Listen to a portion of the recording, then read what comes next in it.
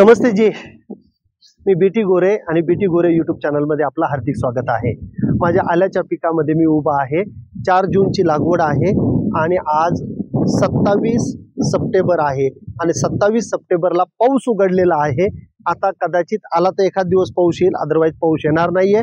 पण पावसानंतर आला पीक जर वाचवायचं असेल, अद्रक जर तुम्हाला वाचवायचं असेल तर तुम्हाला करपा कंट्रोल करणं गरजेचं आहे। आता कंट्रोल करायचा आहे करपा, मी उद्या स्प्रे घेणार आहे करप्याचा आणि कोणकोणते स्प्रे मी आतापर्यंत करप्याचे घेतलेले आहे।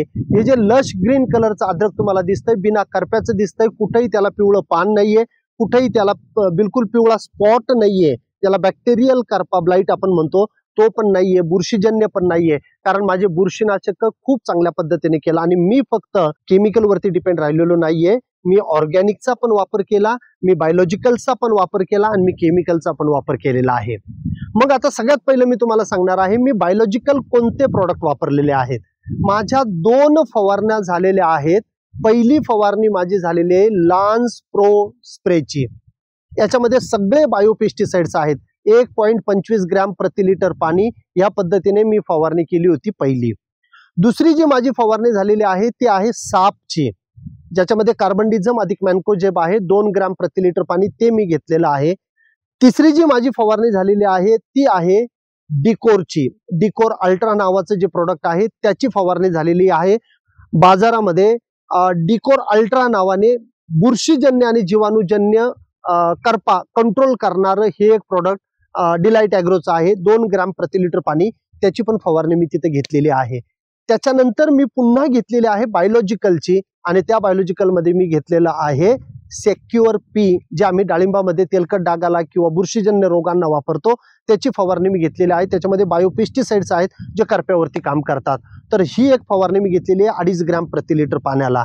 आणि उद्या जी मी फवारणी घेणार आहे फॉलिक्युअर 1 ml अँट्राकॉल 2.5 ग्रॅम अशा पद्धतीने मी फवारणी घेणार आहे। मग आता तुम्ही कोणकोणती फवारणी घेऊ शकता? तुम्ही फॉलिक्युअर अधिक अँट्राकॉल घेऊ शकता, केमिकल घ्यायचं असेल तर साप घेऊ शकता, जर तुम्हाला केमिकल घ्यायचं असेल तर नटिव घेऊ शकता, जर तुम्ही केमिकल घ्यायचं असेल तर। बायोलॉजिकल मध्ये जर तुम्हाला घ्यायचं असेल तर हे दोघंही प्रोडक्ट मी तुम्हाला रिकमेंड करेल। एक आहे सेक्युअर पी, ज्याचं कंपनीचं नाव आहे पिशपा बायोटेक, 2.5 ग्रॅम 1 लिटर पाण्याला, आणि दुसरं प्रोडक्ट आहे लान्स प्रो स्प्रे फवारणीसाठी जे येतं लान्स प्रो, ते तुम्हाला घ्यायचं आहे 1 लिटर पाण्याला 1.25 ग्रॅम 1 लिटर पाण्याला। तर याच्यामध्ये बुरशीनाशक टाकायचं नाहीये, याची दोघांचीही फवारणी तुम्ही आलटून पालटून घेऊ शकता। आणि जर तुम्हाला ऑर्गॅनिक मध्ये घ्यायचं असेल तर 2 प्रोडक्ट मी रिकमेंड करेल। एक आहे डिकोर अल्ट्रा, जे तुम्हाला 2 ग्रॅम 1 लिटर पाण्याला घ्यायचं आहे, आणि दुसरं प्रोडक्ट आहे मेटो। मेटो ही इको हार्वेस्ट नावाची जी कंपनी आहे त्या कंपनीचं आहे, ते घ्यायचं आहे 2 ग्रॅम प्रति लिटर पाणी। जीवाणूजन्य आणि बुरशीजन्य करपा कंट्रोल करण्यासाठी हे दोघंही प्रोडक्ट अतिशय चांगलं काम करतात डाळिंबात। तेच मी पुन्हा अद्रकमध्ये वापरतो आणि माझं पीक मी आतापर्यंत एकदम सुखरूप ठेवलेलं आहे, त्याला कोणताही बुरशीजन्य आणि जीवाणूजन्य करप्याचा प्रादुर्भाव होऊ दिलेला नाहीये। आशा करतो की असेच आपलं पीक शेवटपर्यंत राहून एकदम चांगलं उत्पादन आपल्याला मिळू। रेट आपल्या हातात नाहीये, पण उत्पादन आपल्याला 1 नंबर घ्यायचं आहे। तर मित्रांनो, बीटी गोरे यूट्यूब चॅनलला आतापर्यंत 700 पेक्षा जास्त व्हिडिओ टाकलेले आहेत।